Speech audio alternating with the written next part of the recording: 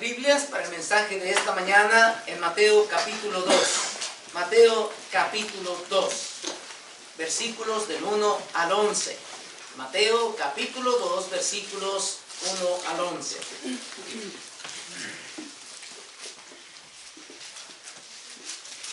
Dice la escritura, Mateo capítulo 2, 1 al 11. Cuando Jesús nació en Belén de Judea en días del rey Herodes, vinieron del oriente a Jerusalén unos magos diciendo: ¿Dónde está el rey de los judíos que ha nacido? Porque su estrella hemos visto en el oriente y venimos a adorarle. Oyendo esto, el rey Herodes se turbó y toda Jerusalén con él.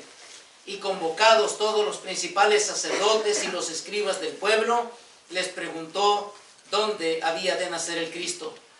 Ellos le dijeron: en Belén de Judea, porque así está escrito por el profeta: y tú, Belén, de la tierra de Judá, no eres la más pequeña entre los príncipes de Judá, porque de ti saldrá un guiador que apacentará a mi pueblo Israel.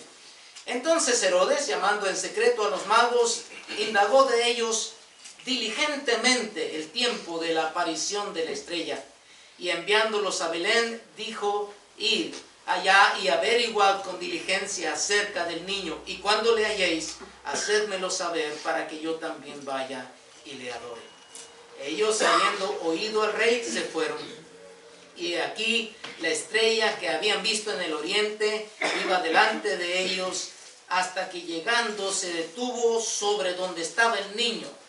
Y al ver la estrella se regocijaron con muy grande gozo. Y al entrar en la casa, vieron al niño con su madre María, y postrándose lo adoraron, y abriendo sus tesoros le ofrecieron presentes: oro, incienso y mirra.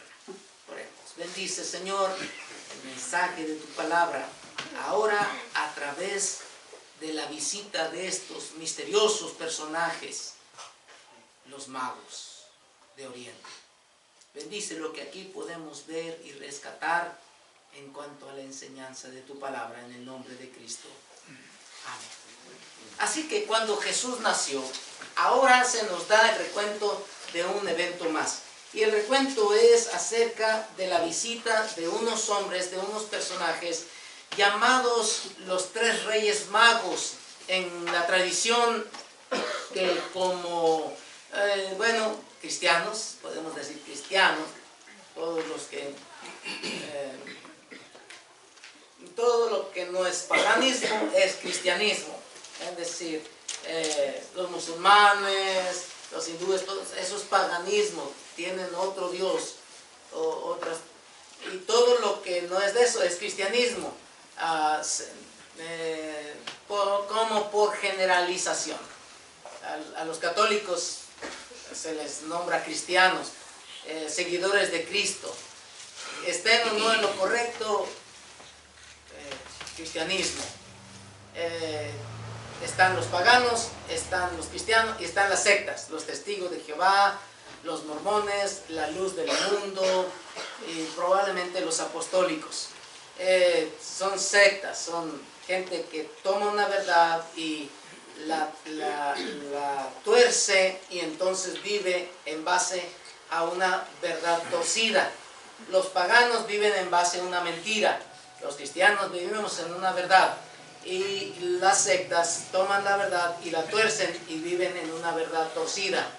Es verdad para ellos, pero es una verdad que ellos han hecho a su manera, y ese es el caso de las sectas. Bueno, en general, todos tenemos la memoria de la visita de los tres reyes magos. En el sur de la República, más que aquí, es quizá de mayor celebración el día de los Reyes Magos, y es donde se entregan los regalos a los niños, no en Navidad, sino en el Día de Reyes. En los próximos días vamos a ver la famosa rosca de Reyes, tradiciones, y todo esto obedece a la información de la Biblia, cuando acuña la aparición de estos tres reyes magos a los días del nacimiento del Señor Jesucristo, que fue el pasaje que leímos. cuando Jesús nació en Belén de Judea, en días del rey Herodes, vinieron del oriente a Jerusalén unos magos. Lo que primeramente aquí destacamos es el hecho que es en los tiempos del nacimiento del Señor Jesucristo. Y esto sucedió en días del rey Herodes. Es importante destacar el hecho de que era en días del rey Herodes, porque Herodes fue un rey muy grandioso. Sus recuentos en la historia, sus logros dentro del gobierno romano fueron muchos. Su capacidad inventiva en cuanto a arquitectura, ingeniería, maneras de gobernar por décadas, quizá 40 años. Herodes fue reconocido como un hombre sólido en su gobierno y muy bien ubicado en cuanto a ser rey. Lo único, opinan algunos, que superaba a la grandeza de Herodes era su prueba. Fue un hombre que también, debido a su poder y a su fama y a su reconocimiento público, llegó a ser un hombre muy malvado. Él tenía en su recuento mucha sangre, en sus manos mucha sangre, y él no puede ser contado como uno de los que fueron amigos del pueblo judío. Herodes se puede catalogar como uno de los enemigos del pueblo judío.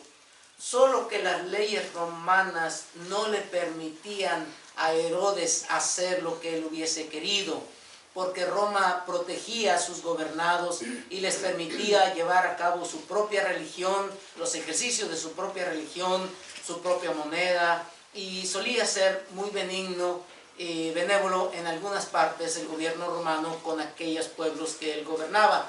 Así que Herodes, sencillamente por estar bajo el gobierno de Roma, no llevaría a cabo toda la maldad que en su corazón habitaba cuando estaba el nacimiento de Cristo y su aberración en contra del pueblo judío y sus matanzas que se recuentan en su historia. Así que fue en días donde está el rey Herodes. En estos días, dice la Escritura, vinieron del oriente a Jerusalén unos magos. Lo que tenemos que también añadir a nuestro formato es que en días en los que nació el Señor Jesucristo en Belén de Judea, vinieron del oriente a Jerusalén unos magos. Los magos vinieron en días en los que el Señor Jesucristo nació, pero en estos días no fueron días en los que el Señor Jesucristo estaba en Belén. Los magos no vinieron al pesebre. Cuando los magos, y lo vamos a ver un poquito más adelante, le ofrecieron sus tesoros. Eran oro, incienso y mirra, tesoros muy valiosos que vinieron a enriquecer a la familia del Señor Jesucristo, a José y a María. El Señor Jesucristo tuvo que subir al templo para ser presentado y luego para ser confirmado según los rituales judíos.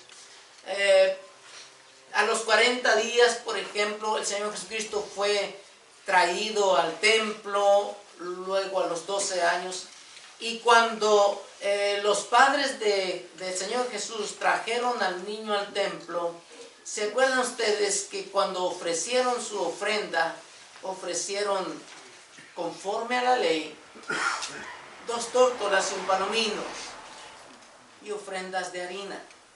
Y esto era exclusivo para la gente pobre.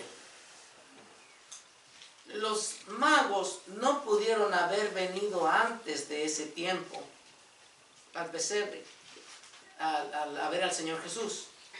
no pudieron llegar al pesebre. De haber llegado al pesebre, cuando el Señor Jesucristo fue presentado en el templo, ellos no hubiesen ofrecido las tórtolas y el palomino, lo cual era para una ofrenda de pobres, sino ellos hubieran tenido en sus manos el poder ofrecer algo del oro, del incienso y de la mirra que les había sido traído y había enriquecido el hogar del Señor Jesucristo, de José y de María.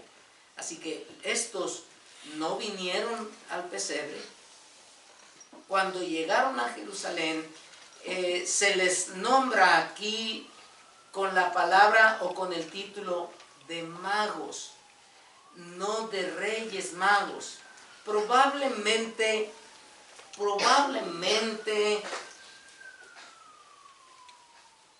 pudiera haberse tratado de reyes en el sentido, se asume, de que venían a ofrecer sus tributos a otro rey, de rey a rey, no de súbdito a rey, sino de rey a rey. Es la quizá verdad que se asume, o la idea que se asume cuando ellos vienen con una apariencia muy vistosa y traen regalos tan caros.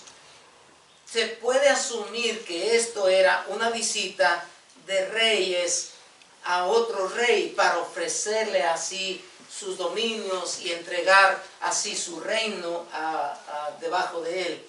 Pero no se da el título.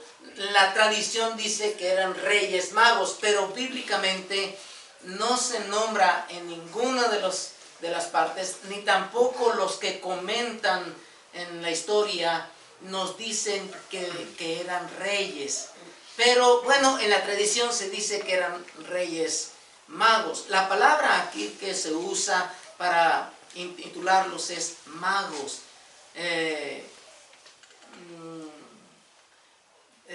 La raíz de mago es no necesariamente los que hacían artes de magia, sino la raíz es de algo majestuoso, de donde podríamos sacar la palabra magnífico, magno. Vinieron a Jerusalén del oriente unos hombres magníficos, importantes, sobresalientes.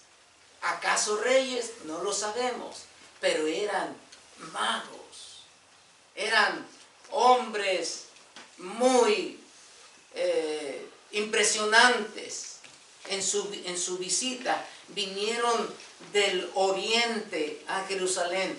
No se nos dan más datos de cuál era el oriente. Se asume probablemente hayan venido de Babilonia, quizá de Persia, quizá, pero no se sabe de dónde exactamente venían. Sencillamente venían del oriente estos hombres de tanta magnificencia y vinieron a Jerusalén. Vinieron precisamente a Jerusalén porque era la capital. Asumen entonces que allí va a estar el rey, el que ha nacido. Entonces van a Jerusalén y están allí con el propósito de encontrar al rey que se supone estará pues en Jerusalén. Cuando ellos llegan, la apariencia de ellos es algo que sobrecoge a la capital. Por lo tanto, no se nos dice que eran reyes, se asume que eran reyes. Lo que sí se nos dice es que eran magos. No se nos dice que eran tres.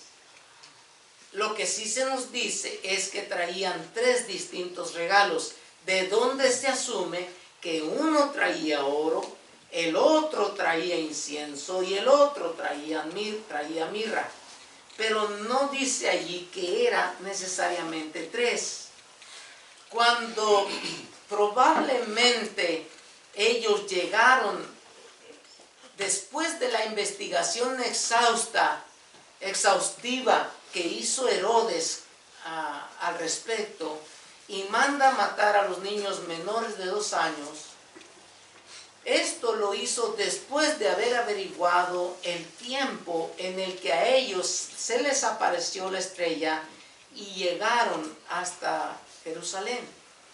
2 años. Así que probablemente el niño ya era de una edad aproximada de 2 años de edad. Eran en los días en los que el Señor Jesucristo nació. Todavía abarca este tiempo. Así que un viaje desde tan lejos no pudo haber sido hecho con solo 3. Esto asume que venía una comisión con ellos. Probablemente eran más de 3. La Biblia no nos dice cuántos eran, sencillamente da un plural, unos magos. Pudieron ser 2, pudieron ser 3, pudieron ser un par de docenas. Sencillamente eran más de 1 que vinieron a Jerusalén y traen 3 diferentes regalos. Eso es lo que la Biblia sí nos dice y lo que la Biblia no nos dice. Normalmente, y como cantamos nosotros asumimos en nuestros cánticos que vinieron 3 reyes magos. Y cantamos así, 3 reyes magos. Y lo entonamos sin ningún afán de transgredir lo que la Biblia dice. 3 reyes magos es tradición. Pero no estamos nosotros diciendo algo que es mentira. Sencillamente no hay suficiente información para decir que eran 3 ni que eran reyes. Sencillamente es lo que se decía. Desde ahí se desenlazan muchas cosas, como que uno era de color, otro era tal manera. Es más, hasta nombres les podemos poner. Y tradición que se desenvuelve de un evento como este. Pero lo que nosotros sí sabemos es que en los días en los que está fresco o calientito el nacimiento del niño Jesús, vinieron y aparecen en la escena de nuestras Navidades unos magos diciendo: ¿dónde está el rey de los judíos que ha nacido? Porque su estrella hemos visto en el oriente y venimos a adorarle. La pregunta de estos magos es: ¿dónde está el rey de los judíos que ha nacido? Cuando Herodes se turba por esto, es por el hecho de que ellos hacen esta pregunta: ¿dónde está el rey de los judíos que ha nacido? Número 1, le nombran rey. Número 2, de los judíos. Y número 3, que ha nacido. Herodes es un rey sobre los judíos que ha sido puesto, pero Herodes no nació rey. No nació rey. Es un rey acomodado por Roma. Así que si se oye que nació el rey de los judíos, significa adiós a tu trono. Porque ahora sí, aquí está el heredero del reino. Y ante un heredero de un reino, el que está acomodado o políticamente puesto allí, automáticamente desaparecerá. Así que todo esto representa algo que cuando Herodes lo oye, se turba. Por precisamente el hecho de la idea que los magos traen cuando llegan a Jerusalén y diciendo: ¿dónde está el rey de los judíos que ha nacido?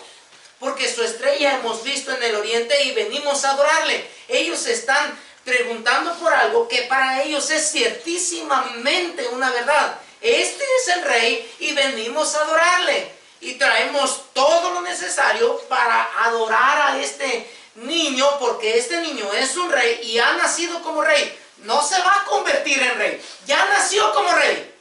y desde su cuna será tratado como tal, su alteza, su majestad. ¿Dónde está su majestad que acaba de nacer? Esto, desde luego, versículo 3, turbó a Herodes. La palabra que se usa aquí como turbó no es que le dio un dolorcito de cabeza y ando medio turbado. No, no, no.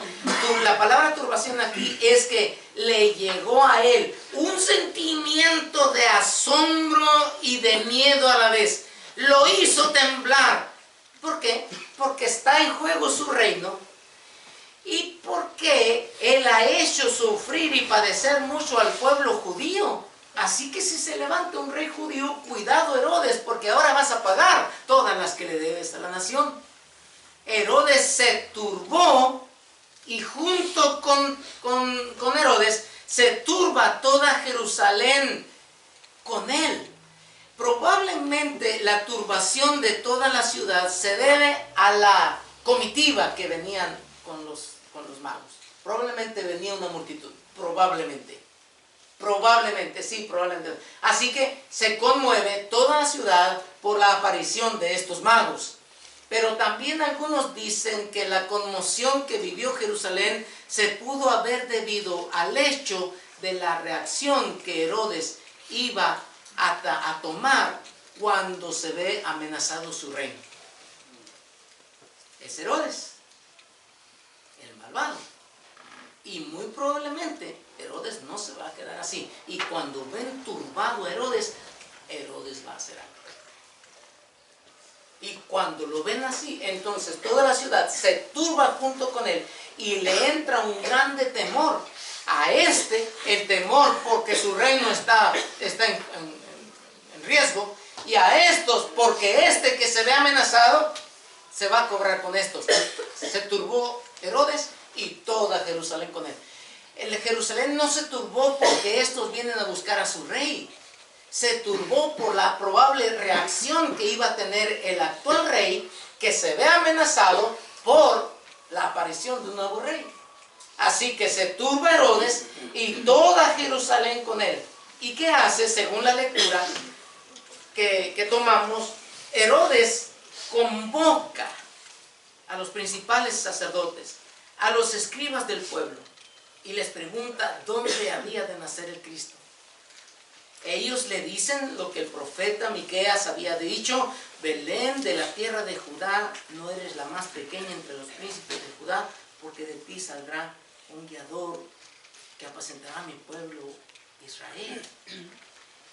Entonces,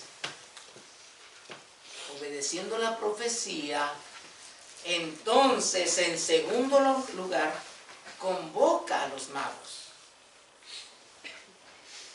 y dice que indagó diligentemente el tiempo de la aparición de la estrella, y enviándolos a Belén dijo: id allá y averiguad con diligencia acerca del niño. Les añade un dato y les manda a Belén.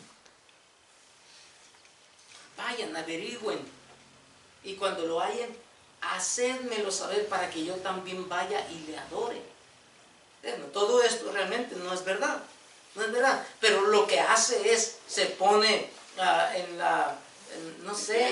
en su cara bonita y amable. Oh, qué bueno, qué bien, yo escuché que ¿por qué no van por aquellos rumbos y averigüen todo lo que puedan, pero tienen que traerme los informes? Ya no se los demanda, sino como pues se pone al lado de ellos, como supuestamente está al lado de ellos, si estuviese al lado de ellos, va y les pide que recaben datos. Y así es. Ellos, habiendo oído al rey, se fueron, y aquí la estrella que habían visto en el oriente iba delante de ellos, hasta que llegando se detuvo sobre donde estaba el niño. Y al ver la estrella que les indicó que allí estaba, se regocijaron con muy grande gozo. Y versículo 11, y al entrar en la casa, no al pesebre, ellos no llegaron a Belén, entraron en la casa, vieron al niño con su madre María, y postrándose lo adoraron. lo que hicieron estos magos entonces se presentaron ante Herodes. Herodes simula que está interesado en adorar al niño y ellos van. Cuando salen del palacio, la estrella que los había hallado desde allá, otra vez aparece. Otra vez aparece. Y los guía. Ellos, por indicaciones de Herodes, habrán de irse a Belén. Pero cuando salen por indicaciones de la estrella, irían a Nazaret. Y la estrella se detuvo sobre donde estaba el niño. No sobre donde Herodes les había dicho que fuera. Se detuvo sobre donde estaba el niño. Y entraron en la casa. No fueron al pesebre. Entraron en la casa. Herodes oyó que él había de nacer en Belén. Pero fue todo lo que oyó. Herodes está ignorante en cuanto a esto, que Jesús sería llamado Nazareno. Así que con esa media verdad se queda Herodes, los manda a Belén, pero ellos van y la estrella se detiene sobre la casa de José, y allí es donde ellos se regocijan con muy grande gozo, y cuando entran abren sus tesoros y le ofrecen. Es de ahí de donde sacamos la asunción de que asumimos que eran tres, porque le ofrecen tres diferentes regalos. Así que, en resumen, tenemos nosotros a estos magos llegando y teniendo su primera impresión con un tal Herodes. Herodes turbado por eso, Herodes indagando por eso, Herodes tratando de sustituir a la estrella, diciéndole a los magos por dónde deben de ir y esperando aquí el que ellos regresen para entonces hacer lo que tienen que hacer. ¿Qué es? Pues va a matar a ese. Desde luego, si no puede vivir. Desde luego, la manera en la que se conquista es matando al rey. Así que es lo que él está esperando. En tanto que Herodes está con esa actitud, los magos vienen, preguntan, son convocados por Herodes. Herodes les da su versión, ellos salen con la versión de Herodes, recuperan la versión de Dios y ellos se encaminan a la casa donde está el niño. Y allí es donde ellos entran y al ver al niño con su madre, dice la Escritura, se regocijaron y postrándose lo adoraron. Lo adoraron. Postrarse significa que se inclinaron y su cara estaba en el polvo. Eso es postrarse ante una majestad. Y allí postrados lo adoran. ¿Cómo se adora a un niño? ¿Cómo se adora a un niño? La actitud con la cual ellos se postran y su cabeza, su cara en el polvo, indica de ellos una condición de humildad y de bajeza. Y cuando ellos están allí, entonces le dan al rey, la potestad de cortarles la cabeza o no. Le dan a él la potestad de recibir o no sus regalos. Le dan al rey la potestad de permitirles a ellos estar en su presencia o no. Con esa actitud, entonces, adoran a este niño, probablemente con sus oraciones y probablemente hablándole a él, diciendo: digno eres de recibir la gloria, la honra y el poder. Dándole a este niño atributos de deidad, por una parte. La otra parte es esto: su silencio y su actitud. Al estar allí con su cabeza en tierra, significa que el rey se levanta de su trono y dice: no me parece. Y toma sus cabezas y se las lleva como trofeo de 3 nuevos reinos que conquistó, probablemente. Así que lo que el rey haga, ellos, al inclinarse, Lo que están haciendo es, aquí está mi servicio. Lo que tú quieras hacer conmigo, está bien. Es adoración a través de la rendición completa, inclinándose hacia abajo. Dejan descubierta su cerviz para que allí, en esa voluntad, el rey haga lo que tiene que hacer.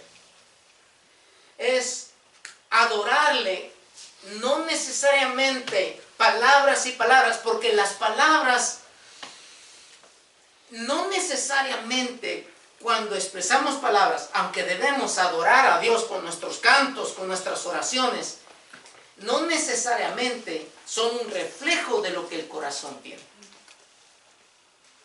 Pero cuando se rinde la voluntad completamente a la voluntad de Él, eso se llama adoración. Cuando estoy dispuesto a que mi vida sea tomada por Él, eso es verdadera adoración. Es lo que en el Antiguo Testamento, cuando un cordero iba a ser ofrecido, lo primero que hacía el sacerdote es tomaba su palo y rompía el cuello. Lo quebraba, quebrantaba su cerviz. Era esto.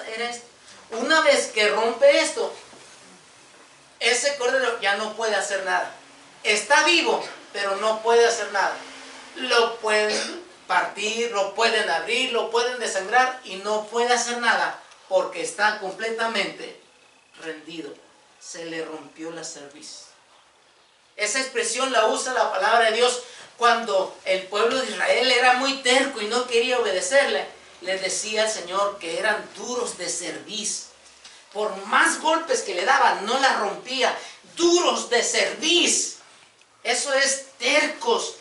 No son nobles, no se entregan. Y por más que les hablaba y les hablaba, eso rebotaba y se hacían duros de cerviz. Allí está, pero no porque yo quiera. Así que dale. Y se convierte en una lucha de poderes.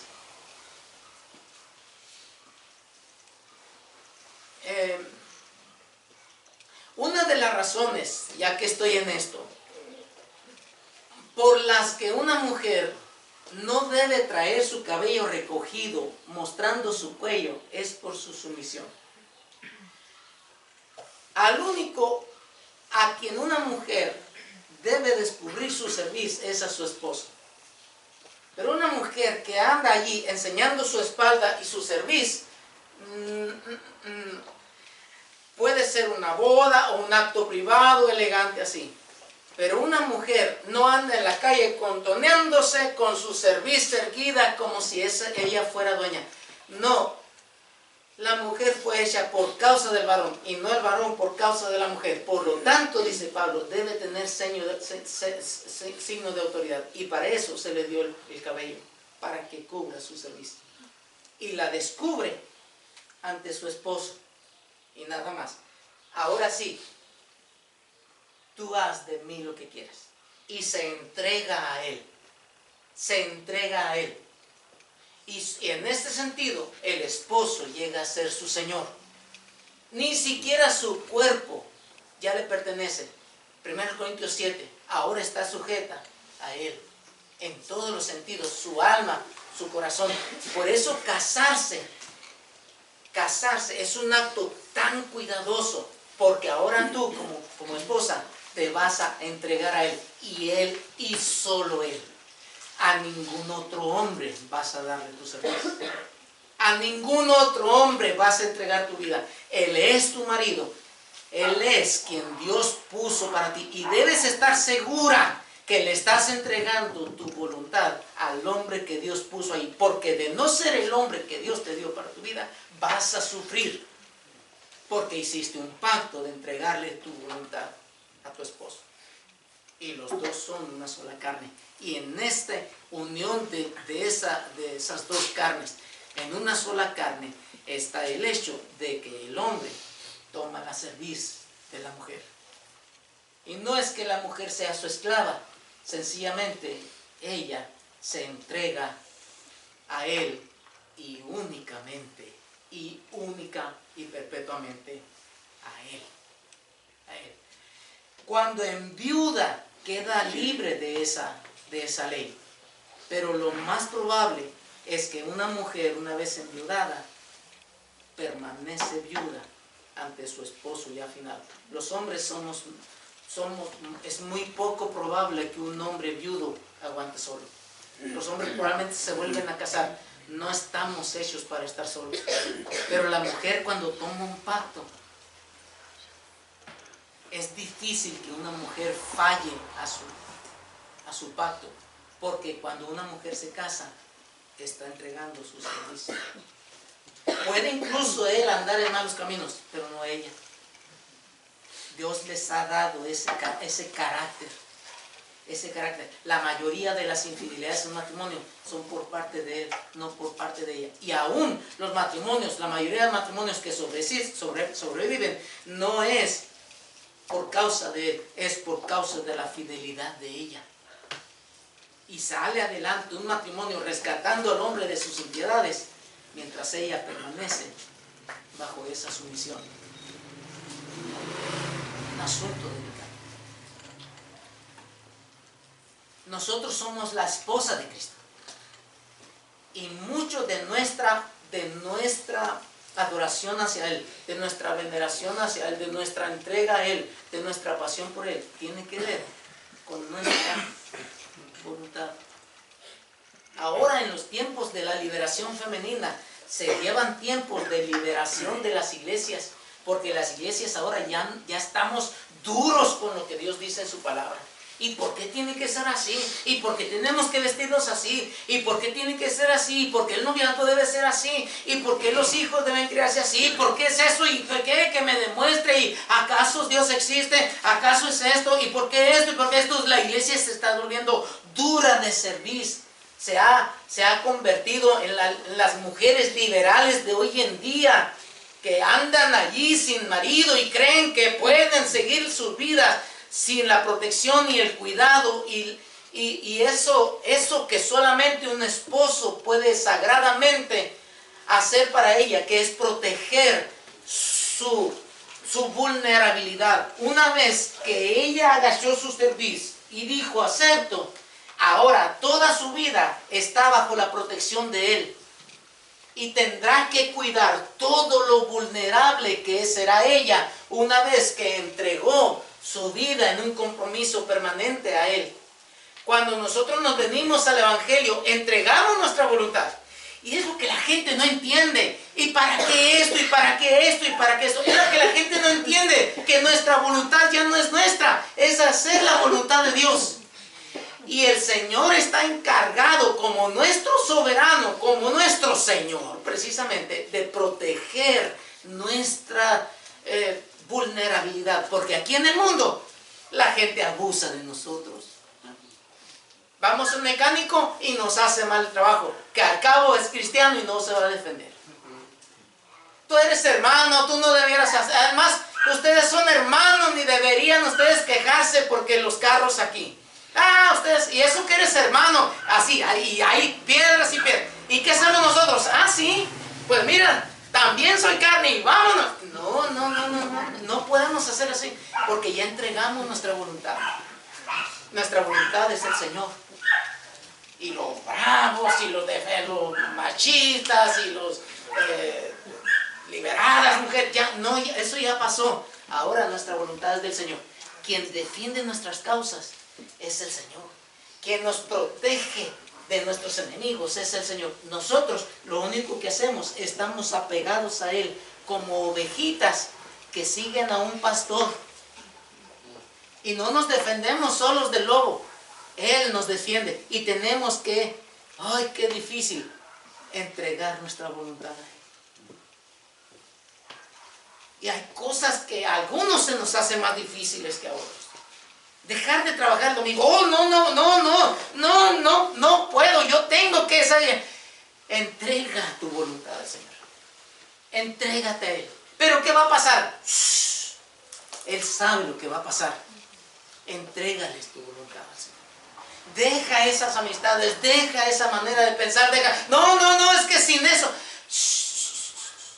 Te entregaste al Señor, sencillamente. doblega tu voluntad. Él sabe lo que va a hacer con eso. Él sabe lo que está haciendo de ti, porque es tu Señor. Porque es tu Señor. Y eso es una de las cosas en las que tanto fallamos. Aquí no se nos dice qué tanto dijeron, sencillamente inclinando sus cabezas, le adoraron. Eso es, haz de ti lo que tú quieras. Te entrego mi voluntad. Y si tú me levantas, será con la punta de tu lanza, de tu espada, y dirá, muy bien, te reconozco, ponte en pie y haz esto y lo otro y lo otro y lo otro. Realmente cuando ellos se levantaron, iban rumbo a Herodes, se les dijo, no, váyanse por otro camino. Ya no fue la estrella que ellos investigaron, ahora era la voz de Dios la que los guió a ellos el resto de sus días. Porque cuando venimos al cristianismo, nosotros una vez más que nos postramos al Señor, una vez que nos postramos, nos levantamos y tenemos que ser guiados por Él en todos los asuntos, a dónde vamos y a dónde vamos. Y eso prácticamente es otro camino, es otro camino, es otro camino. Le adoraron y abriendo sus tesoros le ofrecieron oro, el oro, el metal más preciado, por todo lo que significa el oro. Con el oro se pueden hacer muchas cosas que no se pueden hacer con otros metales. Tiene muchas propiedades, por eso es tan valioso. Y eso se les ofrecía a los reyes. Los reyes tenían todo: campos, súbditos. ¿Qué se les podía ofrecer a los reyes? A los reyes lo que se les ofrecía era oro. Un buen regalo para un rey era oro. Ellos trajeron para él oro. ¿Qué te puedo dar? Un valiente soldado. Ahí está Pedro, ¿no? En el huerto de Getsemaní. ¡Ah! ¡Pum! Y le corta la oreja a Malco. Mete tu espada, le dice el Señor. ¿Tú crees que no podría ahorita pedir a mi Padre y tantas legiones de ángeles así en un instante? No es tu valentía y tú, ¿qué vamos a hacer? No. No es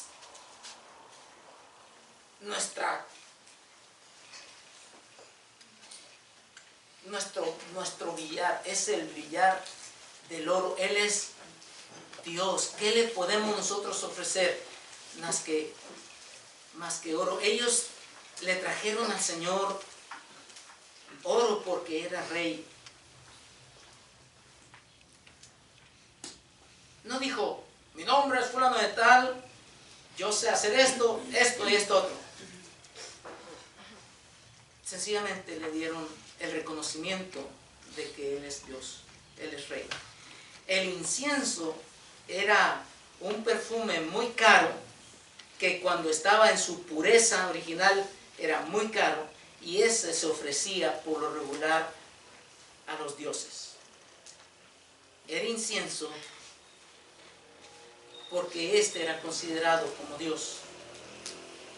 Y la mirra era un perfume muy caro que se solía usar para mitigar los olores fétidos de la muerte. Algo que es muy difícil de mitigar, que es el olor de un muerto, la mirra lo puede hacer.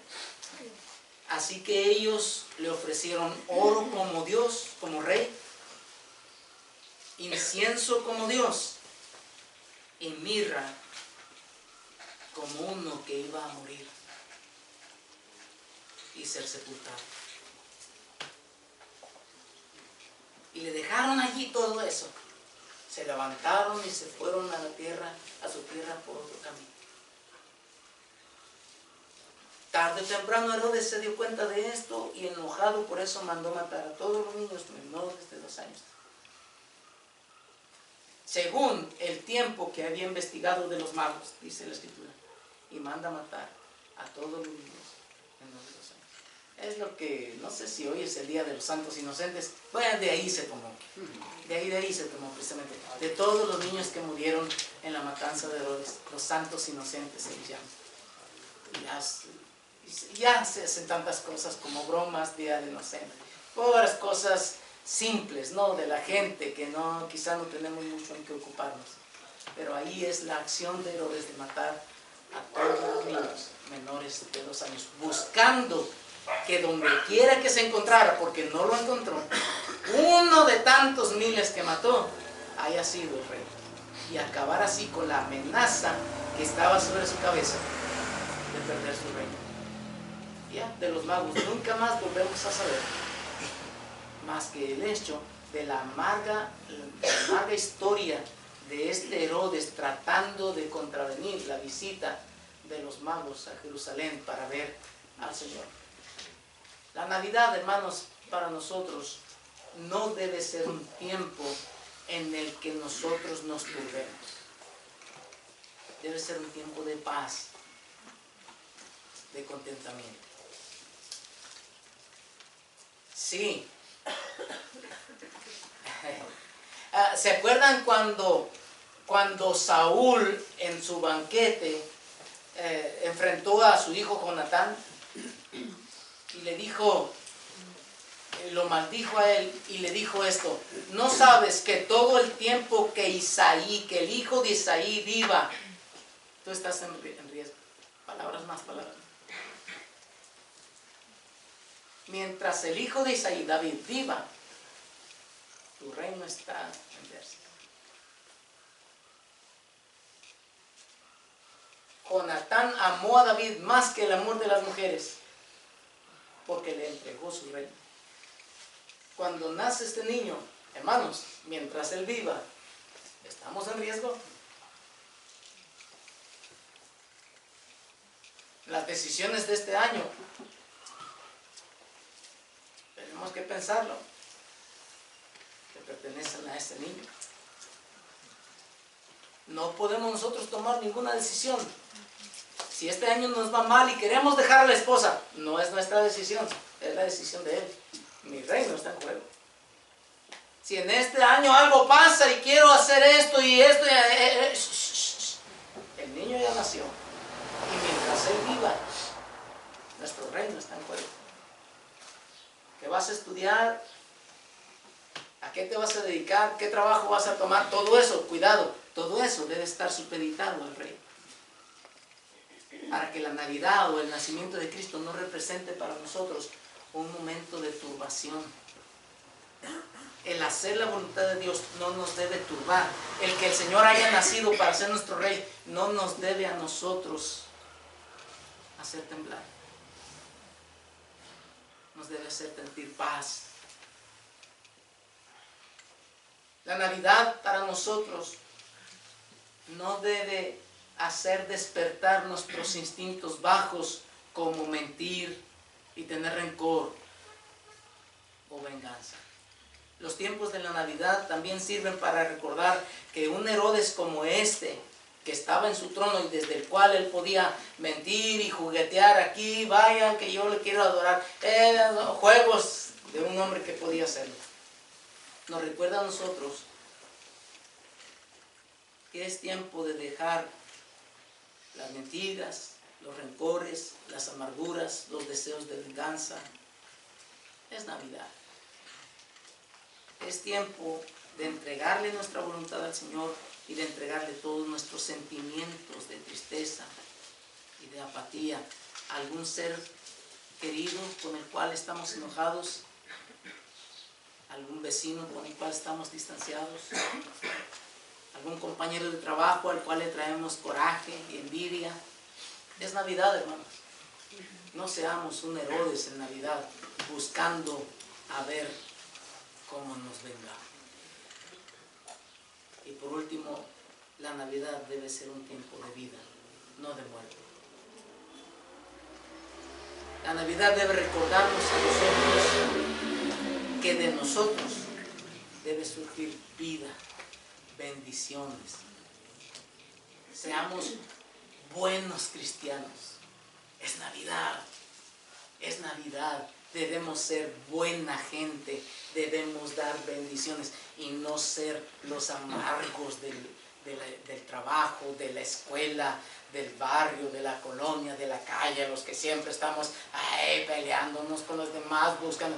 Es Navidad, Cristo ya nació, no seamos un Herodes, recordando la Navidad, que este año el Señor nos haga ser más semejantes a Él.